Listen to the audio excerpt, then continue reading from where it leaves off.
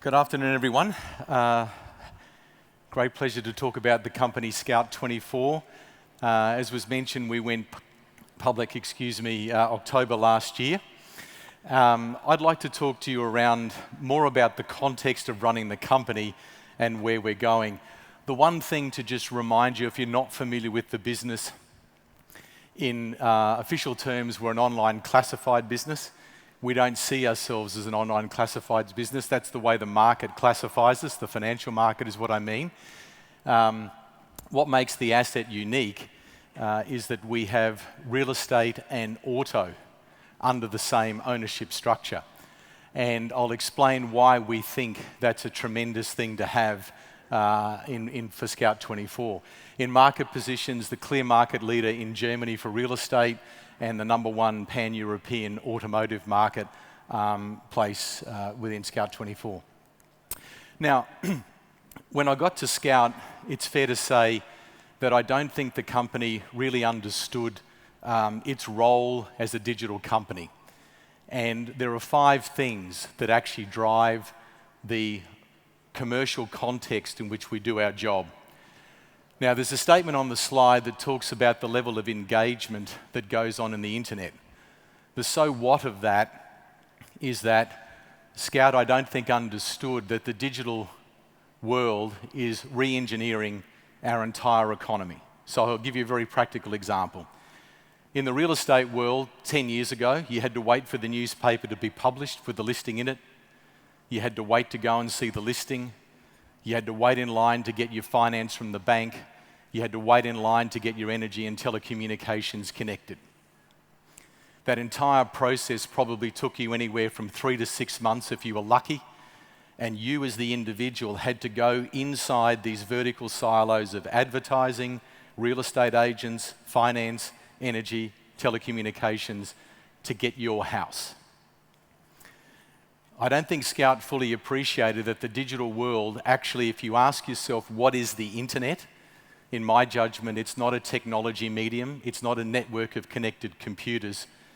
It's a system that pushes information to the edge of humanity. And the consequence of that is, as a result of that, you can do more things right at the edge than you could ever do before.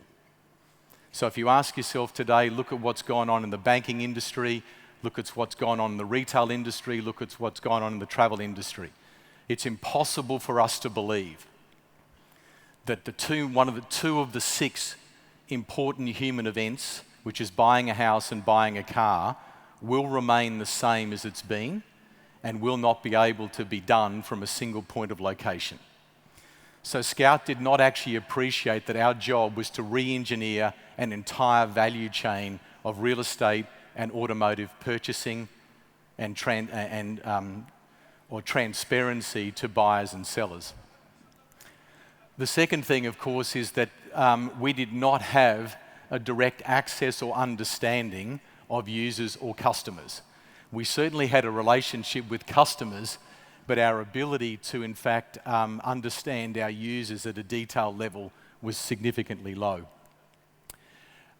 We also didn't have the mindset that from a digital perspective, we really see our site as a live data point and a live test capability to put product and services out there. And of course, so our ability to release product was not as high as it should have been, and our experimentation and our beta mindset was not at all what it needed to be. At the moment, we are moving towards making our sites actually not sites, but data capture points.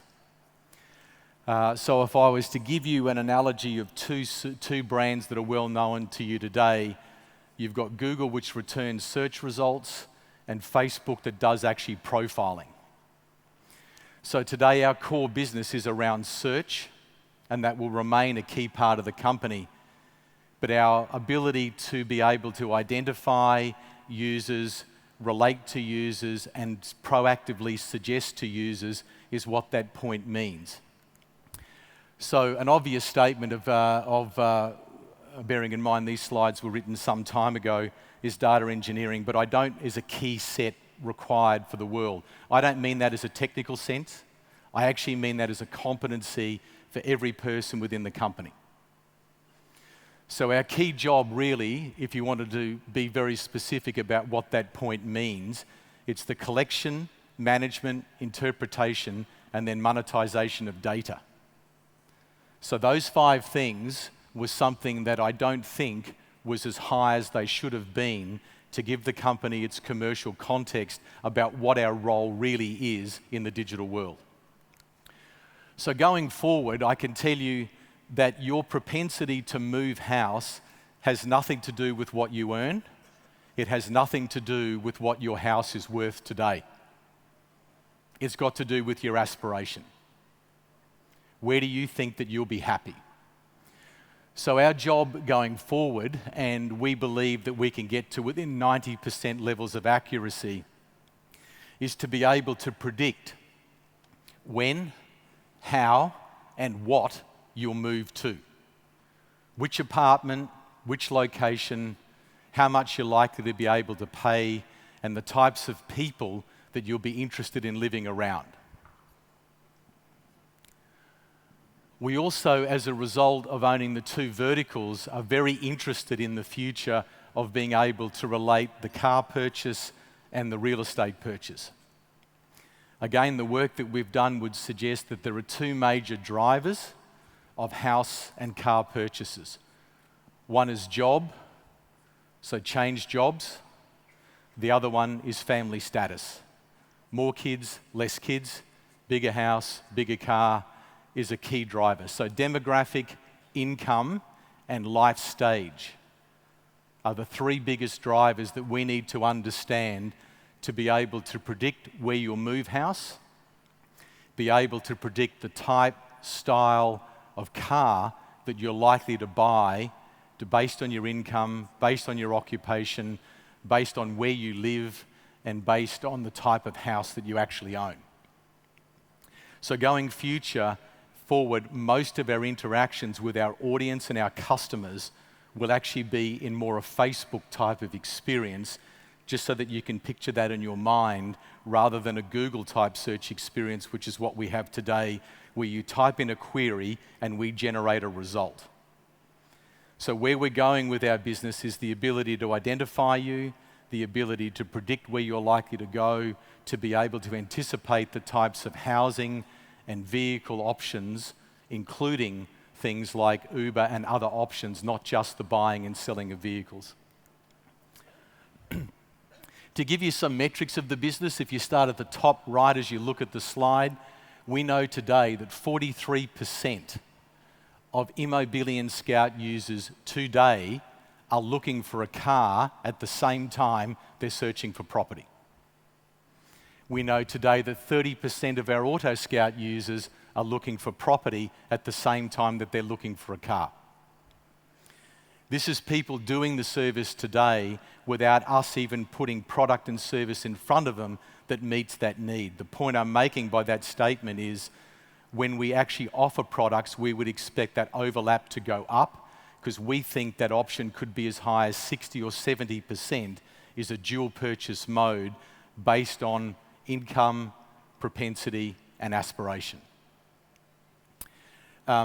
We today have extensive knowledge of our users, and we're building this out to the point where we would contain lots of information about our users, obviously with their agreement, but it would be the level to the point that you could obtain passport level information or apply for a passport is the level of information that we have in our profile. We certainly are getting better at capturing the interactions, being able to predict who you are, what you're looking at, what you're likely to be interested in, and the probability of putting a relevant option in front of you. And certainly today, a significant and increased focus of the company, both from a product management perspective, a technical perspective, and an infrastructure perspective, is our ability to analyze our own content and third-party content at scale and speed. So we'll be able to, we believe, and our aspiration is not to return a result, it's actually to predict a result. If actually you wanted to simplify the company into one sentence, It's moving from returning results to predicting results. So these are examples of some of the algorithms. These are fictitious for obviously illustration purposes, but this is an attempt to identify family status.